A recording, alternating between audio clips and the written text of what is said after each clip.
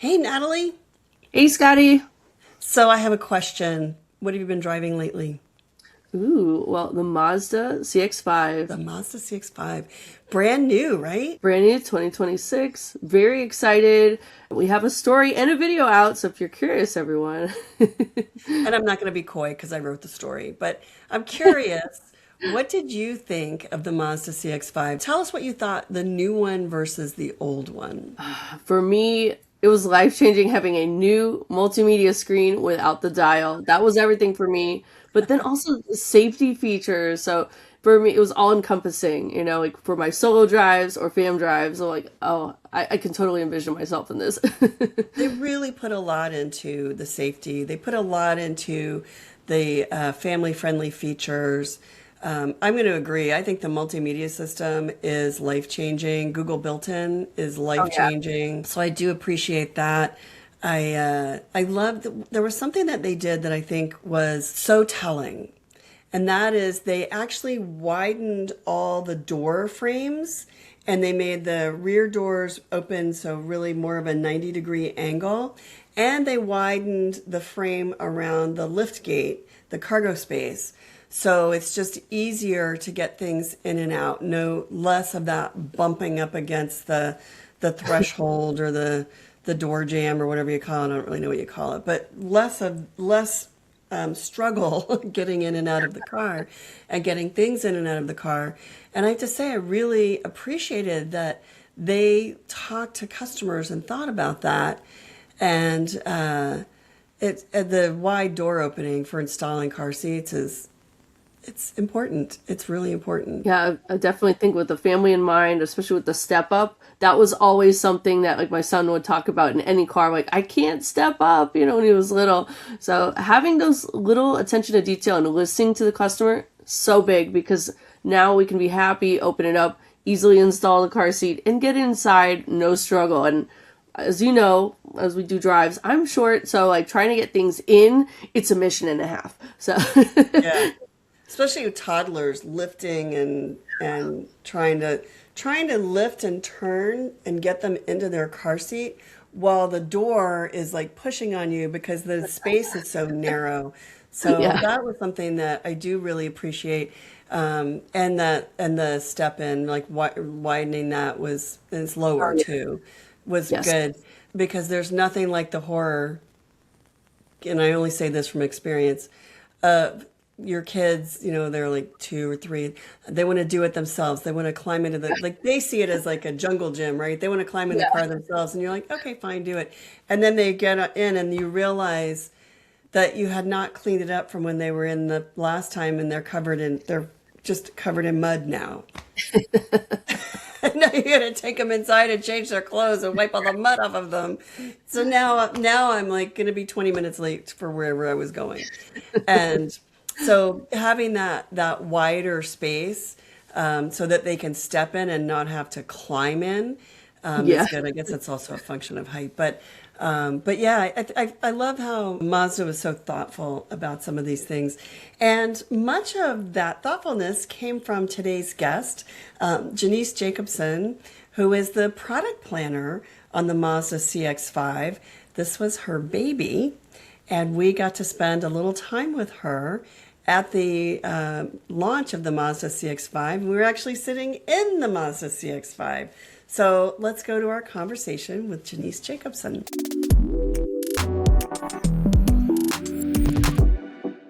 So this is Jannice, and Jannice is head of product for the Mazda CX-5. So all the things that we've seen in the video, there's a link below, you can get it there, is this lady's brainchild. And if she didn't think of it, she certainly led the effort for these changes. It's a teamwork. Well, Thank congratulations. you. I will say it's quite impressive and some very needed updates Yes. and changes to the Mazda CX-5, something a car that we all love so much, Yes. but want to love more. Yes. So let's before we jump in on the Sure. Mazda CX-5, tell us your title. Okay.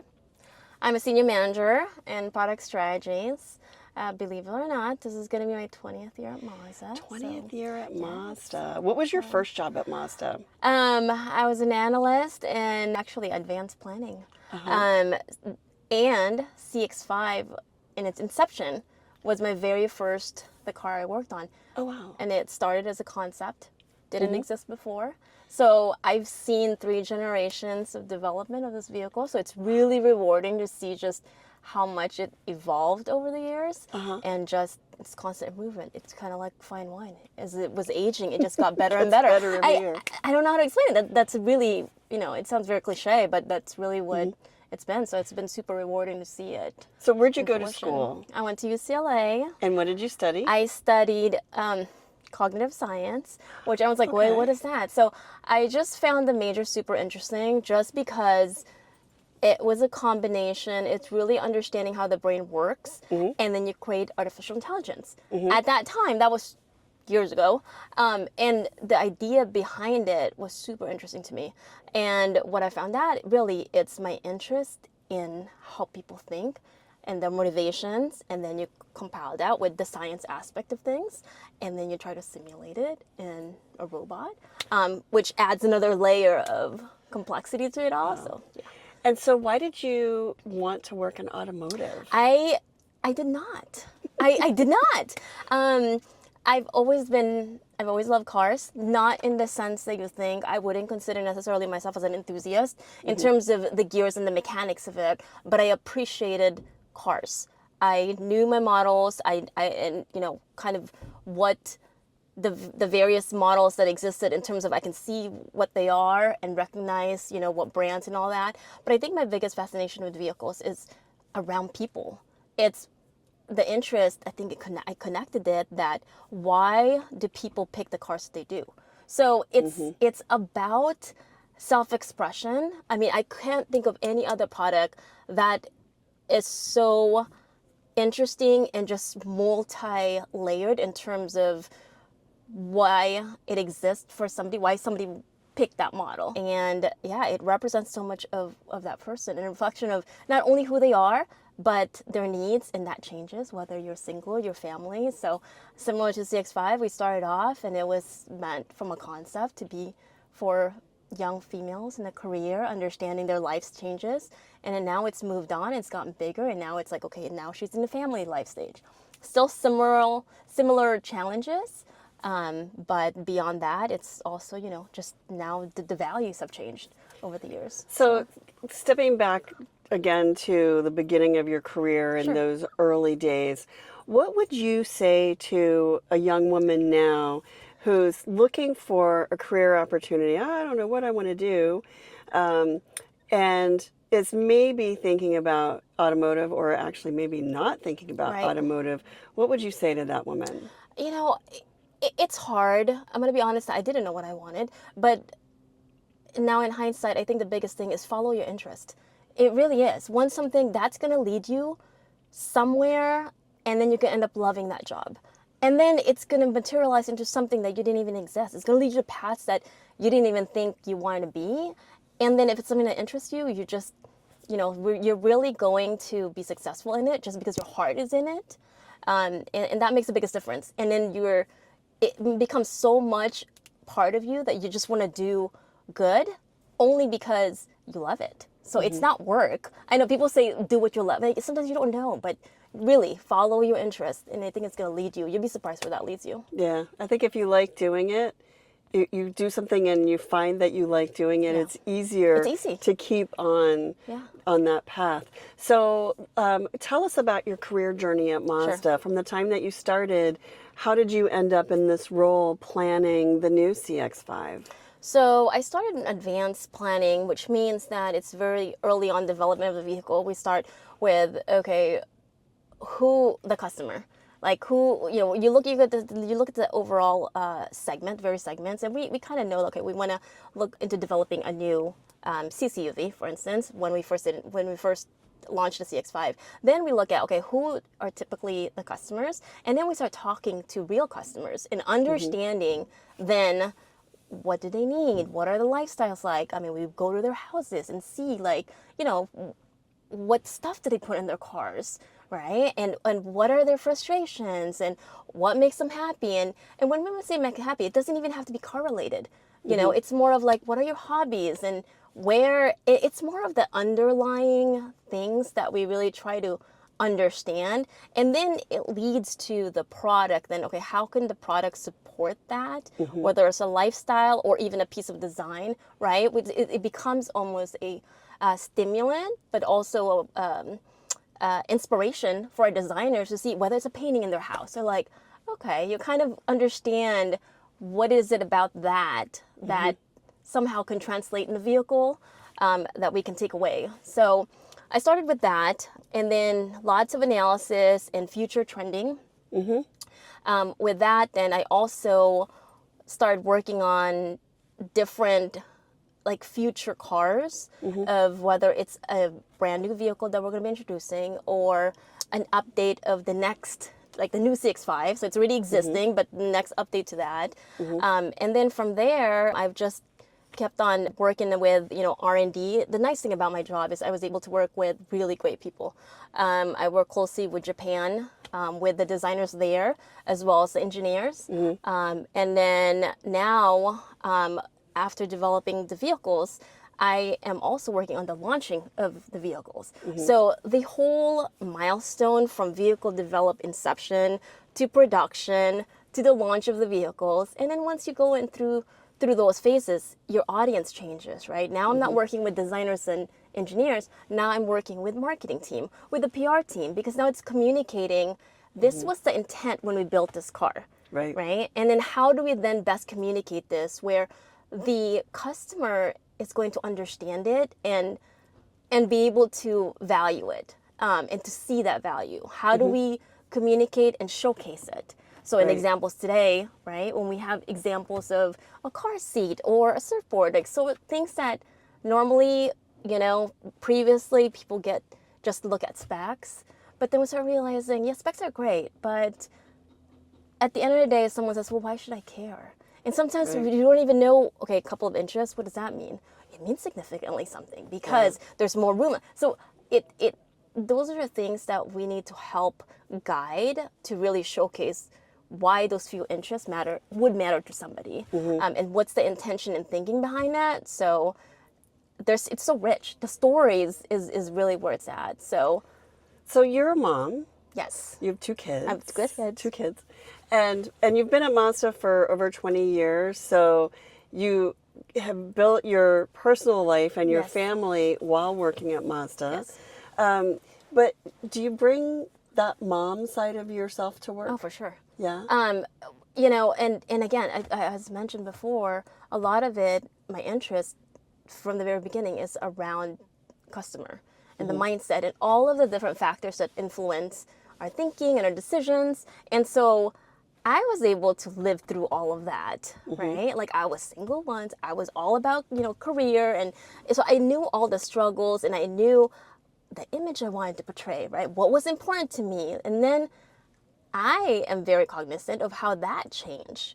First with one child, young, and then I got the second child, and suddenly it's like, okay, my needs slightly changed, my priorities slightly changed. Things that before didn't really matter that much to me, suddenly it's more about the children. But then now that they're kind of older, I kind of miss myself, you know? So those are the things, like, I kind of want those times where I'm by myself in the car and feel like I was young again. So all of these things are elements in the vehicle that you think of, you know, in a span of a day or a week. Where are those moments that is a family time? Where are those moments that it's a me time? Where are those moments where it's a husband couple time? So, or where are my parents? Or so all these different dynamics is super interesting, but somehow you have to bottle it up in a vehicle where it supports that, regardless of what that is. And I think that's the beautiful thing about the CX-5 is, you know, we were mindful of that. It's not just a vehicle from point A to point B, because there's so many angles that we wanted to create and the experience to be richer than what it could be. That I think the details, say right? A lot of people look at a car purchase, or they look at a car as an appliance. It gets us from point A to point B.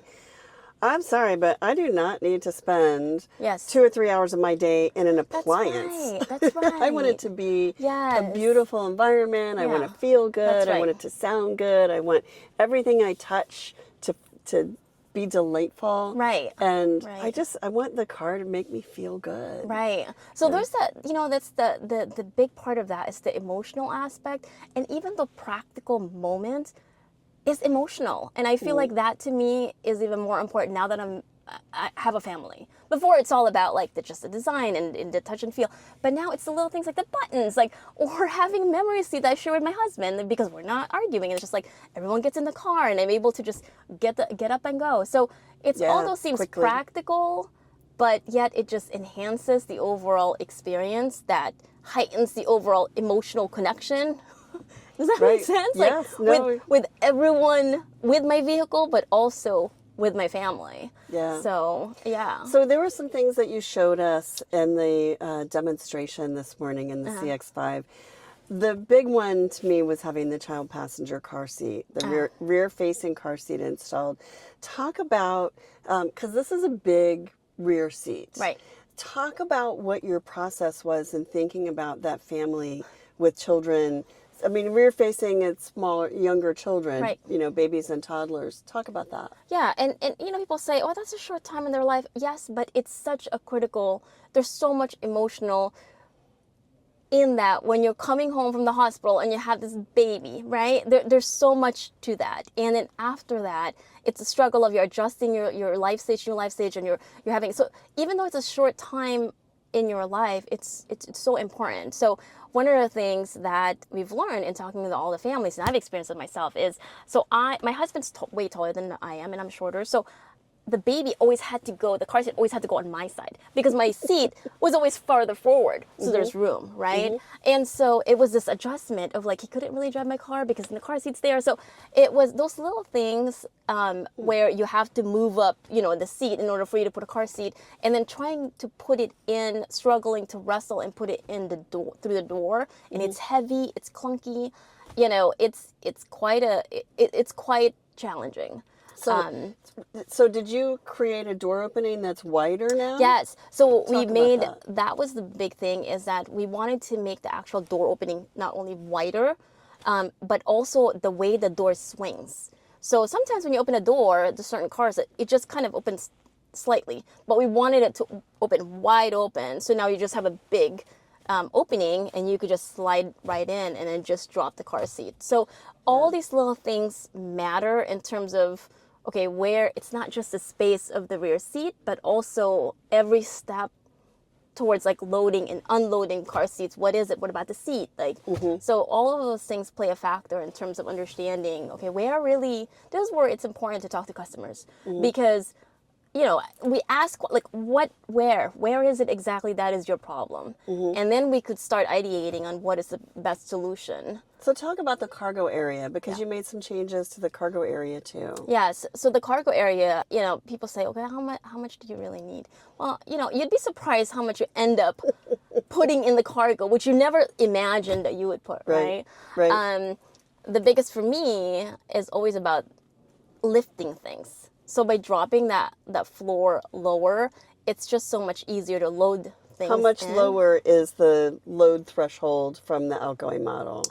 I don't remember exactly how many inches we dropped it, but it's significant enough where you would feel a difference in terms of, if But the car is not lower to the ground. Yeah, no. It's just that lip is lower. Yeah. So getting things in and out will be easier. Exactly. And then the car we also made taller. So that also helps. Another big aspect of it is, now, okay, so you have a bigger opening, right? And you have bigger space. And then now what about the loading? So that flat, as mentioned, when you drop the seats down, used to drive me crazy. There were some vehicles that when you load it, that lip that I was saying, when the car seats, when the rear seats are down, is you have to go around and actually lift your cargo to get over that, because you can't just slide it in. So having that flat cargo floor is super beneficial. Again, when you have a big board, you just slide it right in. It's flat. just makes it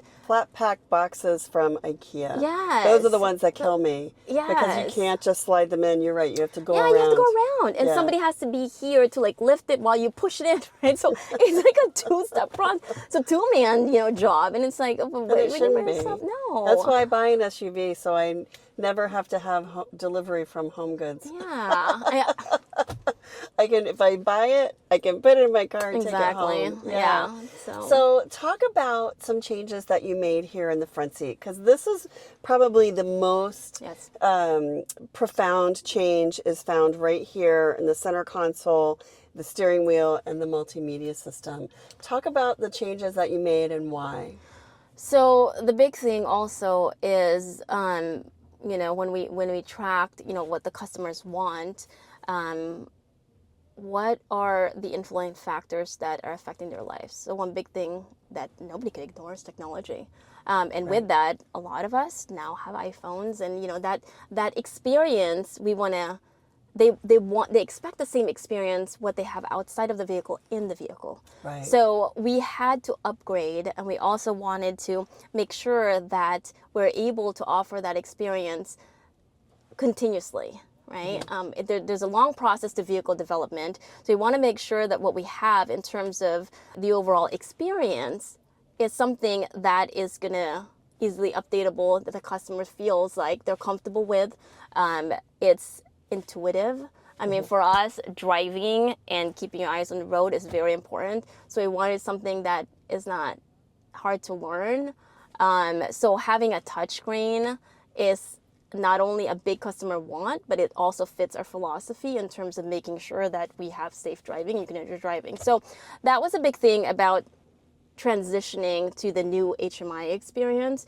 But the one thing I want to mention is it's still design is very important to us as well. So it's a balance of giving that modern feel without it looking too techy. We still wanted the vehicle to feel warm and inviting. So everything, whether it's the craftsmanship, the stitching, the materials that we picked, the touch and feel, and the touchscreen, it all needs to be well balanced and look cohesively. So it's not like we just plopped a screen right in front, right? There's a lot of thought in terms of designing the experience just so that it feels modern, but at the same time it's still warm and inviting. It's a big screen. Yes. In the higher end, and it's still a big screen even in the entry model. Right. Yeah. And a new steering wheel. Yeah. With completely new controls. Yes. Talk about that. Yeah. So the nice thing about the steering wheel and the controls is because, again, similar to the intuitive experience, we wanted to offer different ways for you to be able to interact with the system. So there's a touchscreen. There are some core elements that you frequently use that is in the steering wheel. And also voice command, right? So that's super easy. My favorite. Right? Yeah, and it's like, I love turn that. on my Google, turn on my heated seats. So, and it depends on the situation. So have those, different ways that you can interact with it was really important.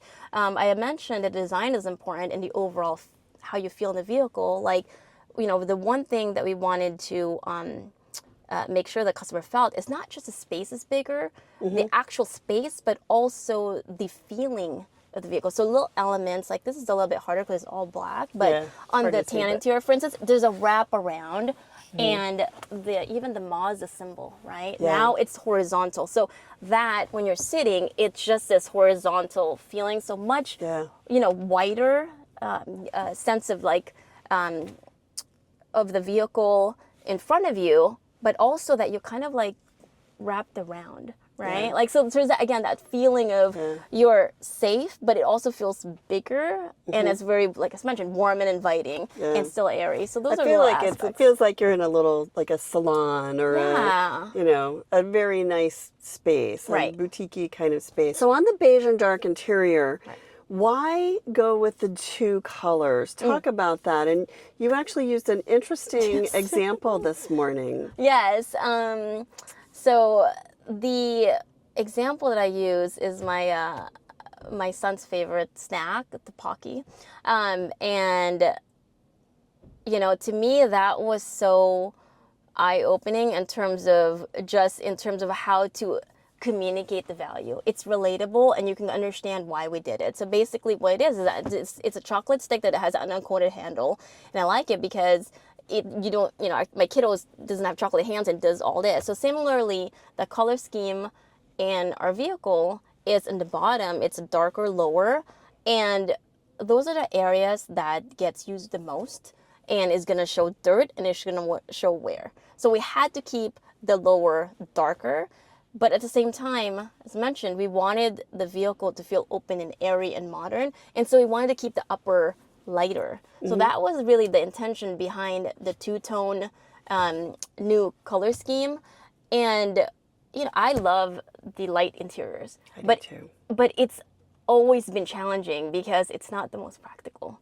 And this now with a two-tone door. No. I'm going to say no. I mean, people say that. They think that. Own one. What color is your interior in your car? Right now, I do have a light interior. Yeah? Yeah. And do you feel like you're cleaning it more or it shows more wear? I don't. To be honest with you, I don't keep my vehicles for that long. So it's harder, but we have seen that for people who do intend to keep their vehicles longer, that is such top of mind, whether or not it actually happens. But overall, the idea of having, it's similar to having like a white couch, right? So especially when you have kids, you're like, oh, that's really nice, but I'm afraid someone's just going to spill wine on it. So similarly with the white interior, before we've had situations where the jeans would stain, the white interior. Magic eraser. Right. We'll get it off, yeah. So, those are things that, it's beautiful, but people, I don't want to deal with the upkeep of it. Right. And so addressing that with the two-tone was something that was important to us. Again, understanding the challenges and, some of the concerns of our customers that we wanted to minimize. And making sure the materials that we picked are also, stain resistant and easy to clean and all of that. So, that's kind of really, and we put that in the core trim, which is the high volume trim purposely, just because we know that, this has greater appeal to people. And it's going to be used more for, all kinds of people, not just families, but usually families tend to go more on the mid trim as we've seen. So that's a really nice option for them. So a couple more questions, Sure. a couple last questions. So you have two children, boys, girls? I have a daughter who's 10 actually. She's going to be 11 next week. And then I have an 8-year-old boy. An 8-year-old boy. And what do you want your children to take away from your career? Oof, that's a tough one. Sorry, I'm gonna tear. I'm sorry. That's okay. No, it's good. When we talk about our children, we should be emotional. Yeah. And it's hard. We feel these. A lot of moms feel that guilt for leaving their kids and going to work every day, but we love what we do. Yes. And I think that's the quick story. When I'm leaving here, I was telling my daughter, I'm like, I'm doing this and I'm nervous, right? Just honestly, just because with the journalists and the questions, like you're just not sure. Like I want to make sure that, because I want to represent, be able to explain properly, right? And attend to their needs and answer questions properly. And so my daughter made a little worry stone for me. And I didn't know what that is. Actually, it's made out of clay. She made it. And she's like, hey, Mom, just rub this. Doing your presentations or whenever you're nervous, you're going to do great. I mean, she's talking to me like she's the parent. And that makes me proud because, I had this talk with her. And so it was my turn. And I feel like, and I would always so I have it with me. I actually just left it in the room because it was in the pocket of my other jacket. And then, so to your point, I went out there by the beach this morning, took a picture with the car, and I had to be silly just because I'm sending it to my kiddos. But my thought of that is, to show them that, hey, I'm doing something that I am proud of. And I'm happy to be here. Yes, I want to be with you guys, but at the same time, I want them to take away that go find something that makes you happy and go find something that you could be proud of, whatever that is, right? And I think that was a point. It was, I'm doing something I love, and I'm talking about something that I love and that I'm proud of, and I'm proud of what we have here, and how people, when I hear you guys talk about the car, and how much, oh, it's great, and you appreciate it, it's so rewarding, right? Because that's where it all starts. Like, I made this for you. Like, so for you to be able to, Oh my gosh. so for you to be able to get it and see yourself in this car and drive this car and see how it could enhance your life, it's not just a car. It's so much more than that. Her passion. I know. And if you get into a Mazda CX-5 and you wonder who thought of this, who knew I was going to be in this car and need this thing, it was Jannice. No, it's a whole team. Okay. I am just one But there's person. a lot of passion behind it. And you know what? Lot of And passion. I have to say that passion is across the board. Designers, engineers, planners, the team, all of this. People love their jobs. And to me, that is so special because it shows in what we offer. And we're hoping that customers are able to get that. It's like a piece of us being offered to you. And hopefully, you too could have that experience and that joy, whatever part of it, we're just happy to be able to share that with you guys. Thank you so much. Oh my gosh. Thank you so much.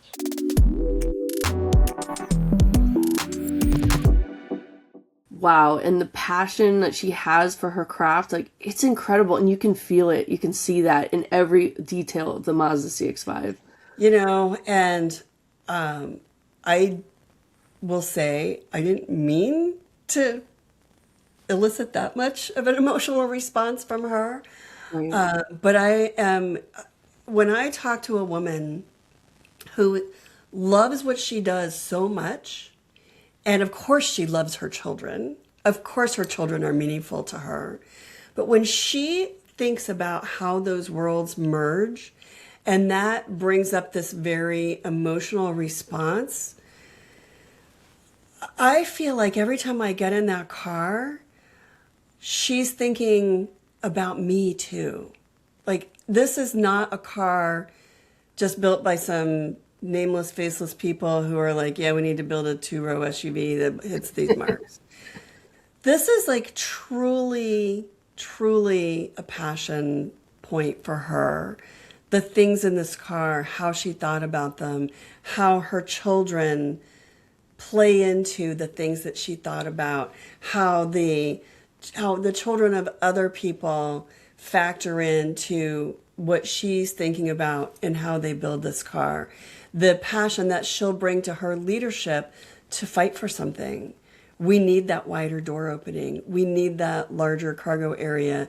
The average woman is only an inch taller than me. So, I mean, that's, basically what she brought to this. She's not a tall person. She's very petite. And yet she is very close to the size of the average female driver. And so bringing that personal perspective, but then having the passion to say, no, this is what we need to do, and saying it in a way that her leadership will acknowledge that and follow her advice. That is something that really makes me breathe more deeply and feel more confident in their cars. Yes, so that mindful design is everything, and you truly feel it. You have a place to put everything, even yourself, and adjusting, and it just makes that much more, like more customized to you. It's a personal. Thoughtful, mindful. You said it, mindful. And it makes it, I think that's where the emotional attachment to our cars should come through those things. We don't always see them, which, by the way, is why we do this podcast.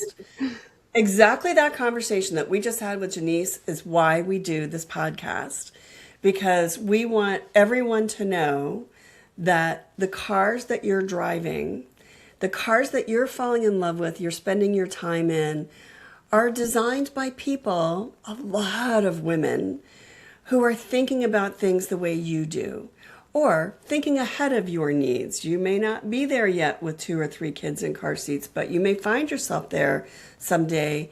And that's something that these women have thought about, they've talked about, they bring that to work. When we say bring our whole selves to work, that's what they're bringing to work. Not just the engineer part that can figure it out on paper, but the mom who's thinking about 2 rear-facing car seats in a car and how do I make that work?